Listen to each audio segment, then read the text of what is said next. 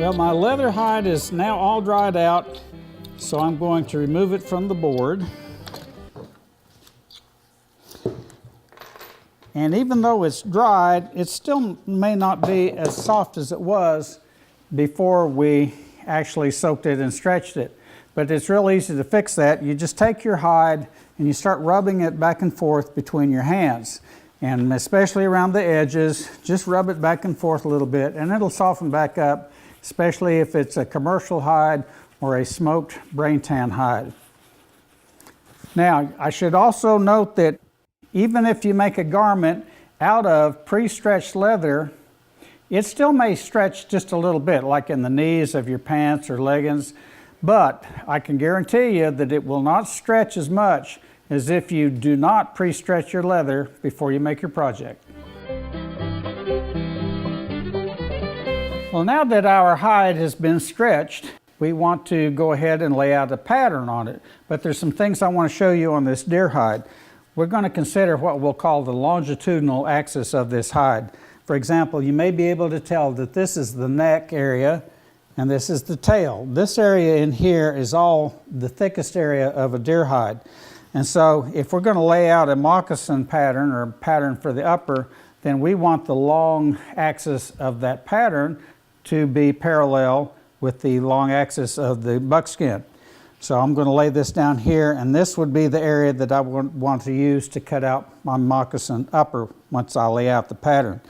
If you lay it like this, you're likely perhaps in the future to get some stretch this way that you didn't really want. But let's say that you have a piece of buckskin that you cannot tell where the head and the tail are. Maybe it's a small piece of buckskin. You just do the best you can. But one tip to keep in mind is that you should consider the thickness of the leather.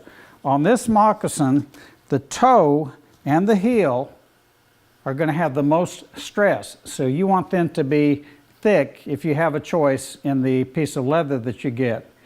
Otherwise, if you have a thin piece of hide like you get on the flank of a deer down here, then if this heel were down here when you actually lay it out, then you're going to have a thin, weak area in your hide when you make your moccasin.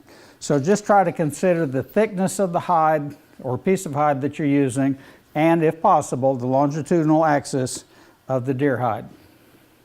Well, today we've covered some basics with regards to using leather. Different projects require different types of leather, and the best place to learn what's appropriate is to read any of the many available books on Indian culture, buckskinning, or early American culture. We then talked about the necessity of pre-stretching buckskin when it's to be used for moccasins or garments. And last we talked about laying out the pattern to correspond to the long axis of a deer hide, if that's possible, given the piece of leather you're working with. Well, doing craft work is basically just a matter of making that first piece and taking advantage of all the online resources, the books, the craft kits and instructions that are available, and just rolling up your sleeves and making that first piece. The second piece you make, well, you can learn from the experience of the first piece and make an even better second pair of moccasins or the other garment that you're going to make. So all you have to do is just do it. Well, thank you for joining us here at Crazy Crow, and we hope you've enjoyed Crazy Crow Craft Tips.